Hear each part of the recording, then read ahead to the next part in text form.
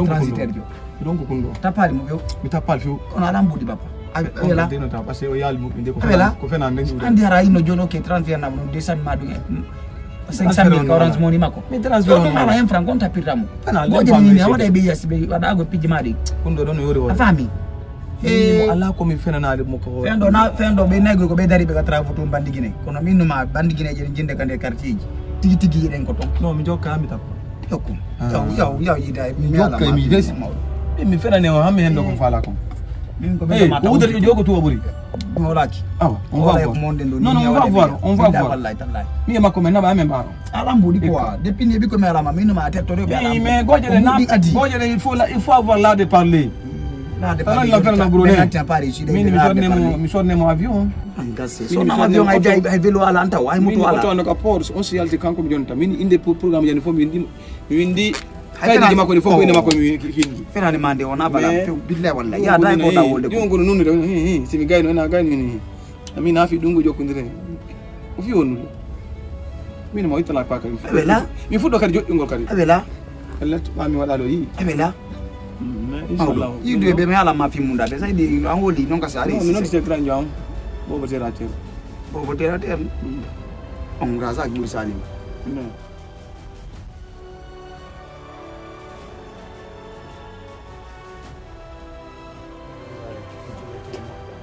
way bira no dibe mi no dibe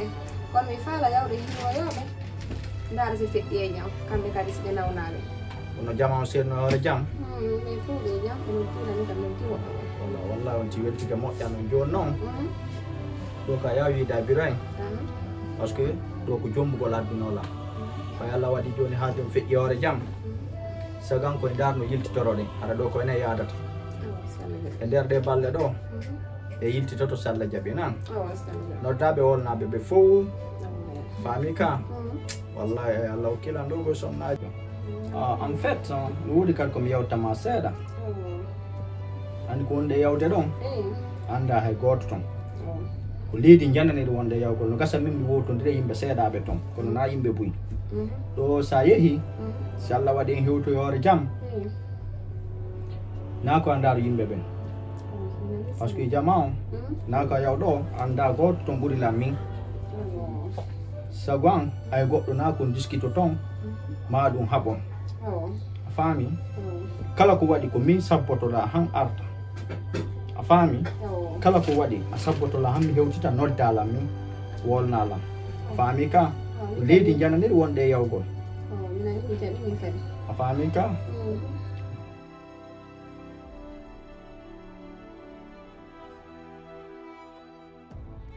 anno mi ngari tigi tigi nga gayni la metti tutti de nyande on hari ya metti ci lan ko fess pion o comportement mama wanno da de nyande wela la fess anna wa ya de premier jour mi ya kama pero da halana la fi affaire bonki don hakkunde ma Allah dum do taw ko jotto den do are lié andi dire yewte yare jus wonen ko dum do bodi dum lo sa ko andali goddo taw koy makko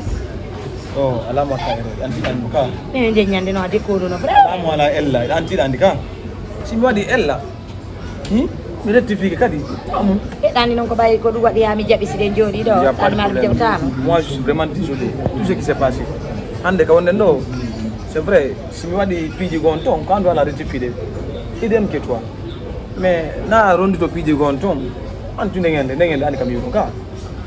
ndengende ari la horne mo ja e science sono 100% ngende tay mi mo ja de merdi ne la merdi en fait wadi piji gonton des fois la merdi a fa mai langoy munyeke sa merdi a fa mai lang mais sa fa ma lang kono goddo ko fami tan kon andi sa anda goddo c'est pas facile ya famo parce que vu que ne nyandare mi wo to ali ma mi anda donc mo ta ande situation ni man si kara ko no wawda ana non no ay ko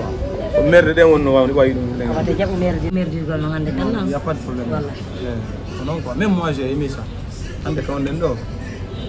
joda gol lieu public récréo kala hala ko fala futi ko yaltay wado life beyde quoi voilà beyde ay no ngata futi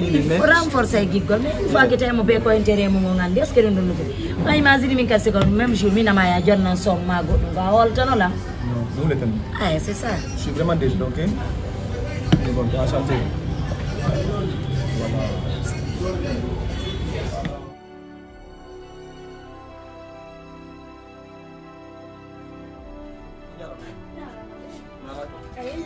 Alhamdulillah. Bama. Mi ani. On ko jam. Mi anda.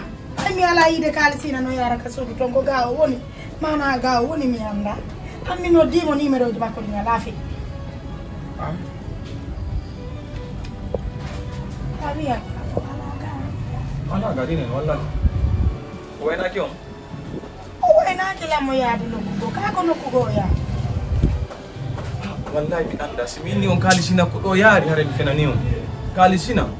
mi anda destination mako wallahi ne. Wallahi mi anda destination. Au ku yake tan dia. Wallahi mi anda ne. Simini on kali sina ko yari. Honno wawata wiide a anda fi kalisina honto yaari ko gorejo makko non woni immode jodode. C'est vrai kono o wi woni combien de jours yi do yali. Ay so yeyi noko ko me min o wayna kila wayni mo yawde do. Nama mi ani. Kan non mi yaay mi lando gore amen luttube kono kamem do min o wayna kila. Mi anda ko yaari ni kam. Ko ton tore mi fo. Numero makko ngala fekkude si dum non no fekkude no men hum ko diray. Hara o waray la redo andum tagiray ni dum.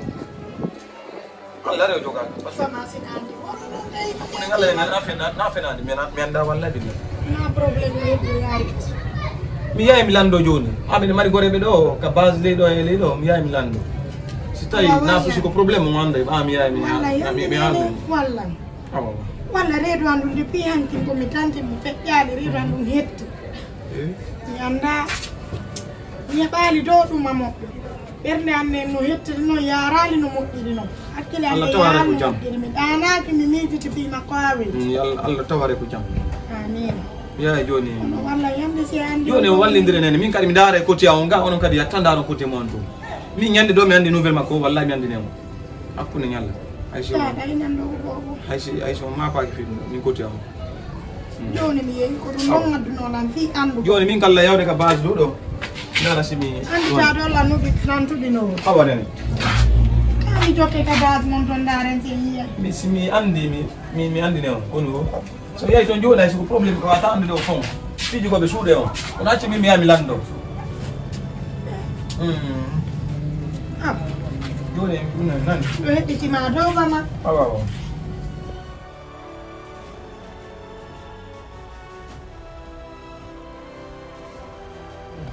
Nini bayna mi fenane love wangal no dogude nan love éternel. Love éternel. Nande nyande en haldude ndu ndido halde nginde ko bandi saltere. Certo ko ngari ko kesul no jonno woni kiddo. Andi ari o testa ila won. Afami je kadi wala no darugol si tawi ni relaxation amen o waaway kontingol ma goddum go. Jonno o hari ko simi jabino nde nyande o anday no yina mi jiwo sérieuse jonno na dum balo wadi mi jabali o hande kadi relaxation amen wona relaxation sérieuse. Jonno mi do don gorko ngo welila nani tigi anda holi dum kan hala makko ko fino hendora ma gore jango